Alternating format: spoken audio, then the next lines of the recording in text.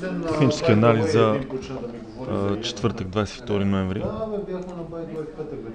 Валутната двойка евро-долар загуби нисходящия моментум, достигайки 1,2660, след което търговията се върна в ценовия канал и вече котировките преодоляха нисходяща тренд линия, което се случи вчера. Това е индикация за мен, че възходящия тренд, който започна на 24 юли, вече продължава, като в дългосрочен план очаквам търговията да премине над последния връх при 1,3181 и биковете да атакуват съпротивата 1,3485. Аналогично и при паунда спрямо долара, поевтиняването на паунда загуби моментум, достигайки до долната част на нисходящия ценови канал.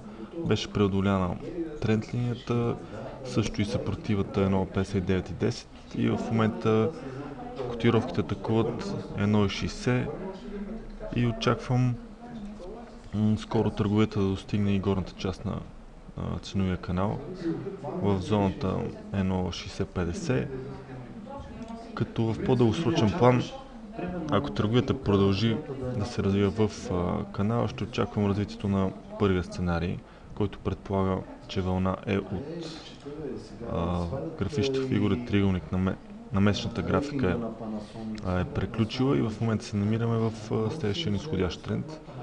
А ако търговията излезе от ценовия канал, тогава на дневен ред ще разглеждам вторият сценарий за продължение на вълна Е към динамичната съпротива, която представлява тази линия на графиката, което текущо е на нива около 64,30 и евентуално там ще очаквам да се образува дългосрочен връх и от тези нива да започне нисходящия тренд в дългосрочен план. Иената продължава стремглаво да поевтинява спрямо другите основни валути.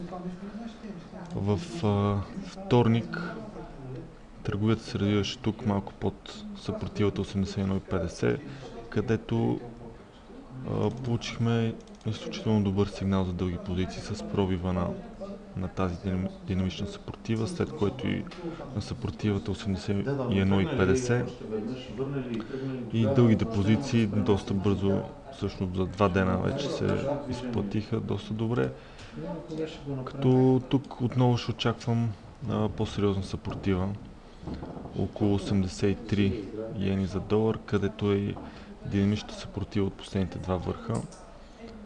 Така че да се подготвим за корекция и евентуално за нови дълги позиции след приключването й.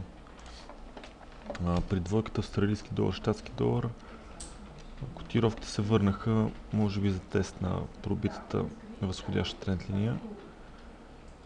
Очакването ми тук е при изход от този малкия рейндж 1.030 и 1.0440 да имаме индикация за средносрочното предстоящо движение. В посока надолу това е подкрепата 1.0161, където евентуално ще бъде потвърдена фигурата двоен връх. А в посока нагоре цел за изход от този рейндж е 1.0620. В по-дългосрочен план очаквам формиране на последната вълна от триъгълната формация, като индикация, че движението надолу продължава, ще бъде търговия под 1.0161.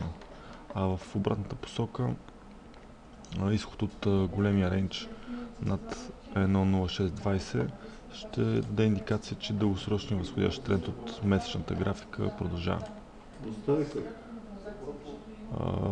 Металите излязаха от нисходящия си тренд, който най-вероятно ще се окаже корекция и в момента цените поскъпват. Потвърждение за това, че дългосрочният възходящ тренд продължава, ще бъде пробив над последния връх при златото, той е 1738.